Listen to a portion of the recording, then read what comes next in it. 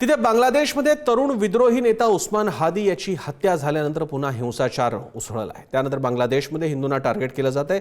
हिंदू तरुणाला मारून त्याला झाडाला टांगून जाळल्याच्या घटनेनं बांगलादेशातील अल्पसंख्याक हिंदूंवर होणारे अत्याचार जगासमोर आले। जमाते इस्लामीच्या छायेत बांगलादेशमध्ये कट्टरतावाद वाढत असल्याचं तज्ञांचं म्हणणं आहे। बांगलादेशमधील भारताचे माजी उच्चायुक्त पिनाक रंजन याबाबत काय म्हणतात पाहूया।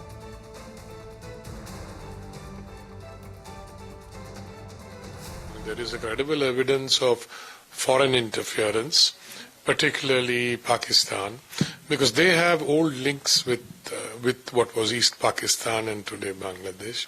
The Jamaat-e-Islami is very close to the Pakistanis and the Americans, if I may say. It is the same combination that we saw in 1971. The Americans, the Pakistanis, the Chinese, and the Jamaat-e-Islami, which, as you know, committed genocide on the people of Bangladesh. So it's that group which is now very active and trying to control things. आणि याबद्दल बोलण्यासाठी दिल्लीहून आपले प्रतिनिधी शिवाजी काळे आपल्या सोबत आहेत। शिवाजी, दिल्लीकडून बांगलादेशमधल्या या घटनांकडे कसं पाहिलं जातंय, याचे कसे पडसाद उमटताना दिसतात? तर दिल्लीमध्ये या सगळ्या संदर्भामध्ये खास करून दिल्लीची जे सरकार आहे ते सगळे या संदर्भामध्ये गृह मंत्रालय असो, त्याचबरोबर आपलं केंद्र सरकार संरक्षण मंत्रालय असो, यांनी बॉर्डरवरती सध्या जी परिस्थिती आहे त्याची माहिती घेतली जात आहे आणि बॉर्डरवरती सुरक्षा जी आहे ती वाढवण्यात आली आहे। ज्या पद्धतीने नेते जे होते दीपूदास हा जो हिंदू तरुण होता त्याची हत्या करण्यात आलेली आहे। त्यानंतर उस्मान हादी ज्यांनी शेख हसीना यांच्या विरोधामध्ये मोठं आंदोलन केलं, त्यांचा 12 डिसेंबरला गोळीबार करण्यात आला त्याच्यावरती आणि त्याच्यानंतर त्याचा मृत्यू झालेला आहे। त्यानंतर बांगलादेशमध्ये मोठा हिंसाचार सुरू झालेला आहे। उस्मान हादी हा भारताच्या विरोधात गरळ ओकणारा नेता होता। त्यांनी सातत्याने 7 सिस्टर असो, भारतातील अनेक भाग जो आहे तो बांगलादेशचा असल्याचा सांगण्याचा दावा केला होता।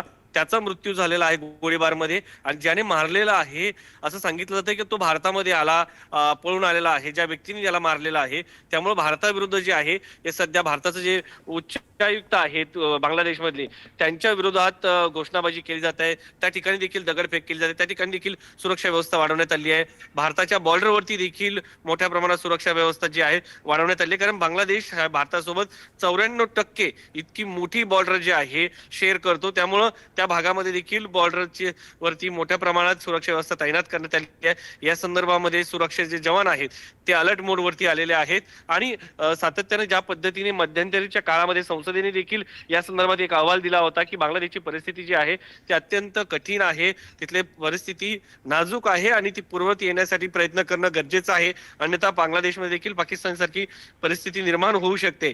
युनिस सरकार सध्या त्या ठिकाणी असलं तरी फेब्रुवारीमध्ये निवडणुका घेण्याची घोषणा करण्यात आली आहे आणि मात्र अशी परिस्थिती असताना या ठिकाणी निवडणुका होणार का असाही एक प्रश्न या निमित्ताने उपस्थित होतो। एकंदरीत जर पाहायला गेलं तर बांगलादेशची जी सध्याची परिस्थिती आहे ती अत्यंत कठीण असल्याचं पाहायला मिळतंय आणि हिंदूवरती जे अत्याचार आहेत या अगोदर आपण जर पाहायला गेलं तर RSS असो, त्याचबरोबर इतर हिंदुत्ववादी संघटनांनी राजधानी दिल्लीमध्ये देखील आंदोलन केलं आहे की बांगलादेशमध्ये ज्या पद्धतीने लोकांवरती अत्याचार केले जात आहेत ते थांबवले जावे असं सांगितलं जात आहे। त्यामुळे या सगळ्याच्या पार्श्वभूमीवरती बांगलादेशमध्ये सिक्युरिटी जी आहे अलर्ट मोडवरती आपल्याला पाहायला मिळते। तिथले जवान जे आहेत आर्मी सोडण्यात त्या ठिकाणी उतरवण्यात आलेली आहे, मात्र परिस्थिती जी आहे अजूनही नियंत्रणात आली नाही असंच म्हणावं लागेल। प्रसन्न सर।